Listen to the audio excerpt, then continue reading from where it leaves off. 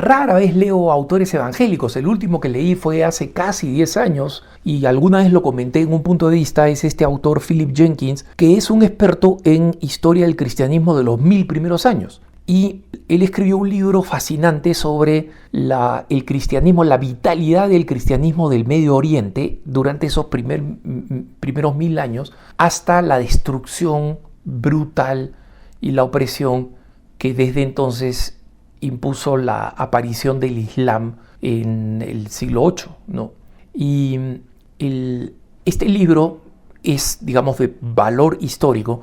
Y estoy leyendo ahora, o he terminado de leer, el libro de un autor evangélico que ha escrito, se llama John West, el autor, y ha escrito un libro que se llama Cristianismo con síndrome de Estocolmo. Y hace un análisis cultural de la participación de los cristianos en general en el mundo cultural actual. ¿Y por qué le llama síndrome de Estocolmo? Como ustedes saben, el síndrome de Estocolmo es esa reacción psicológica que lleva a que las víctimas se identifiquen, amen y terminen defendiendo a sus victimarios. Y el hecho de que en Estocolmo se produjera la toma terrorista de una embajada y que después de la recuperación de la embajada, las víctimas, los rehenes que habían sido, digamos, abusados por estos terroristas, terminaron con un ataque de pánico por su captura y su muerte, y defendiéndolos y tratando de interponerse entre las fuerzas del orden.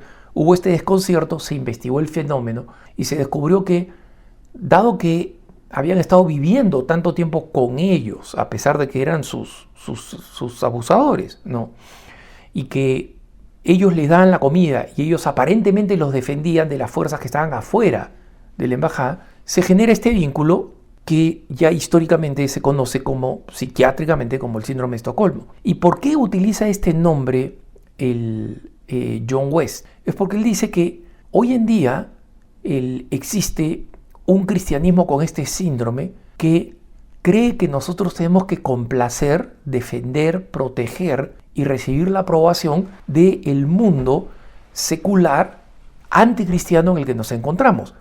Ojo, no todo el mundo en sí mismo es secular y anticristiano, pero cualquier católico practicante sabe que en general, en el mundo laboral, en el mundo académico, en el mundo empresarial y en el mismo barrio, va a encontrar un ambiente más o menos hostil, pero siempre hostil al cristianismo, a su fe.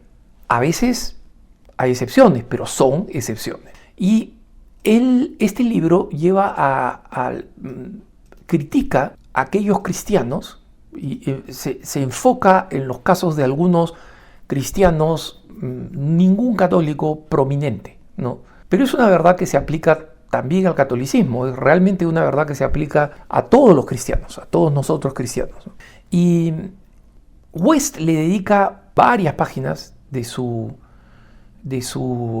libro para poner, digamos, como un ejemplo al geneticista ya fallecido Francis Collins, ¿no?, que fue un geneticista evangélico y que fue el que lideró el proyecto del genoma humano. Estuvo en la carátula de la revista Time y sirvió como director del Instituto Nacional de la Salud durante la administración del presidente Biden. Y Collins ha sido celebrado muchas veces por los evangélicos diciendo: él ha logrado penetrar la cumbre de la cultura, él ha logrado conseguir un enorme espacio de respetabilidad para los evangélicos, y eso le ha dado la oportunidad, por ejemplo, de en varios foros hacer una defensa de Dios y decir: mira, como yo soy un científico de alto calibre, que lo es, ¿no?, pero creo en Dios, y en consecuencia poder cristianizar o evangelizar, diríamos nosotros los católicos. Pero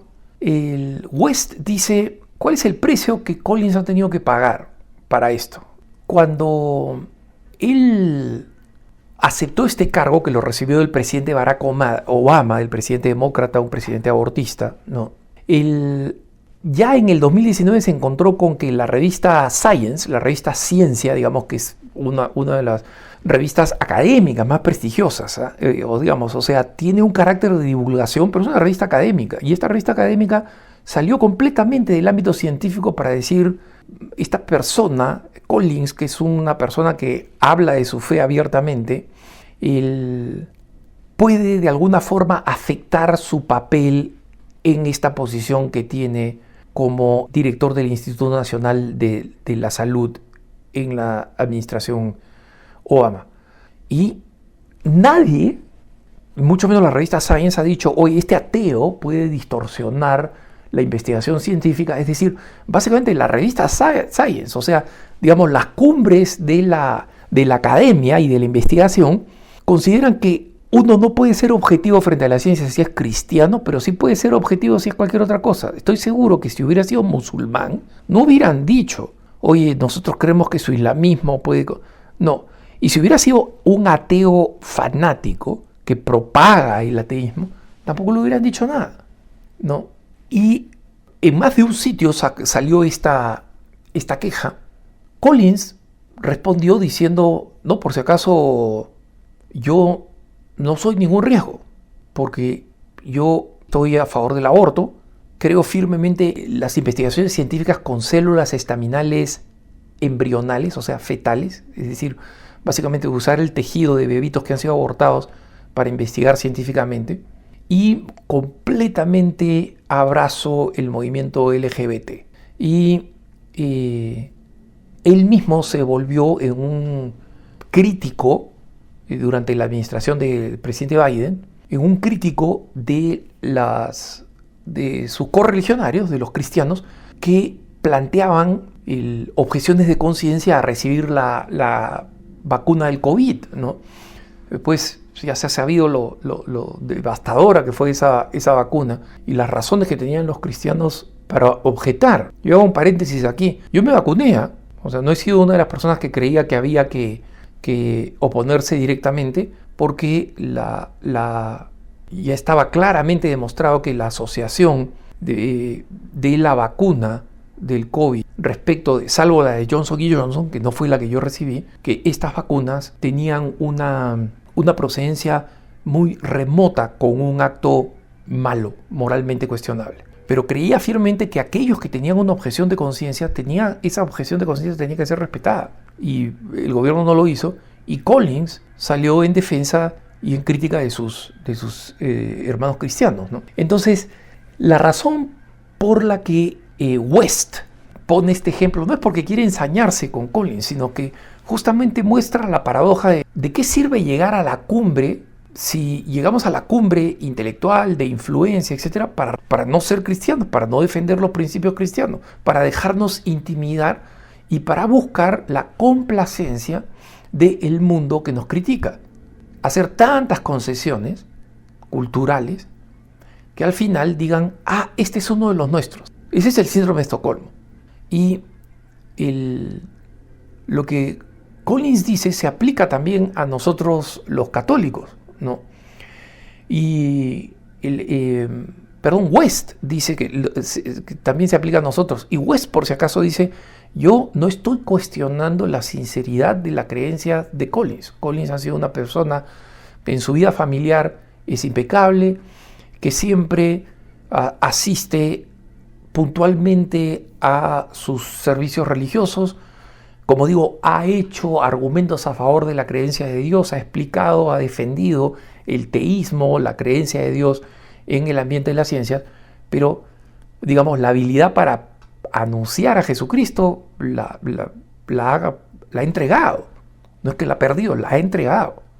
Y esto le sirve a West para decir, nosotros, este problema de Collins es solamente ilustrativo, porque es importante el número de cristianos, y yo digo aquí de católicos, que solamente si tuviéramos más cristianos en posiciones de poder, nuestra sociedad sería diferente.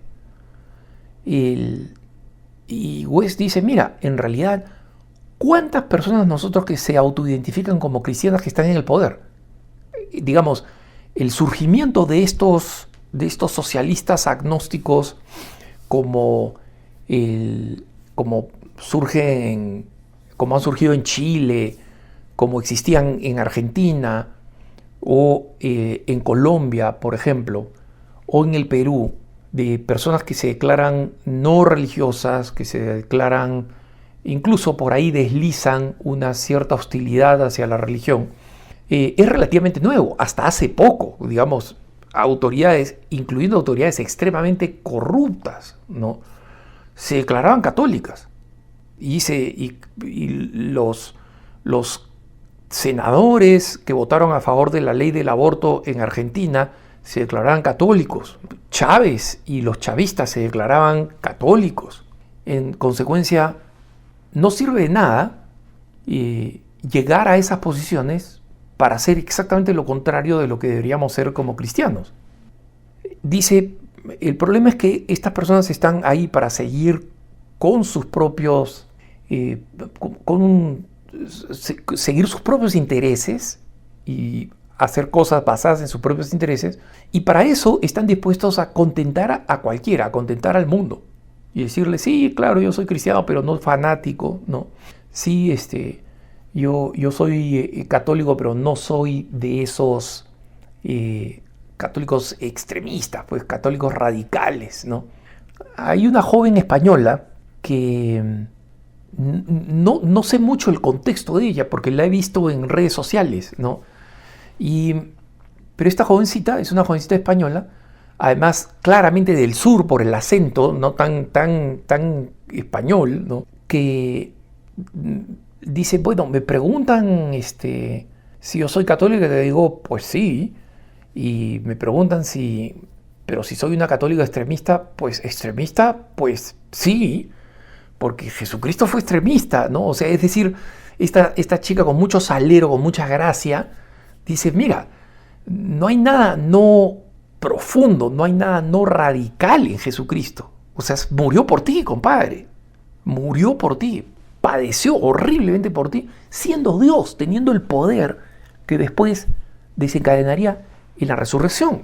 Ese poder lo pudo usar para aplastar a los romanos, para derrotar a todos los enemigos, para reventar de abundancia Israel con los milagros. Imagínense si hacía pues 10, 15 veces más el milagro de los panes y los peces, se acaba el hambre. Pero escogió el camino del sufrimiento y de la entrega radical. Entonces esta jovencita dice, sí, soy extremista. Y claro, extremista no es el mejor adjetivo, pero sí es el que me quieren tirar por hacer lo que hago y por decir lo que digo, pues que me lo tiren. No tengo ningún problema. Y justamente eso es lo que hay que entender. Y esto conecta con algo de lo que yo he venido hablando y me gusta seguir hablando. Me encanta que haya un diálogo al respecto, una conversación abierta, de ser minorías creativas. Este concepto del teólogo Ratzinger, que ya desde los finales de 50 venía anunciando, ¿no?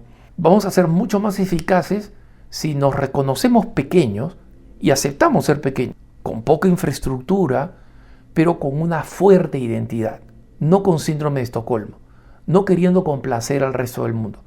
Y miren, no querer complacer no significa ser deliberadamente desagradable. A los romanos no le molestaban los cristianos. En la época de las persecuciones no le molestaban los cristianos. Al contrario, decían, mira, son los mejores ciudadanos. Protegen a su familia, cuidan, trabajan, son responsables, pagan los impuestos, cumplen, son buenos vecinos.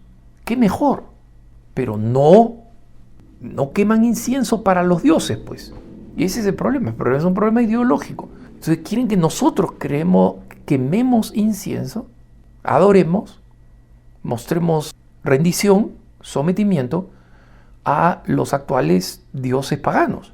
Y creo que aquí West tiene un punto que se aplica bien y que invita a que nosotros los católicos también reflexionemos, ¿no? Que tengas un buen día.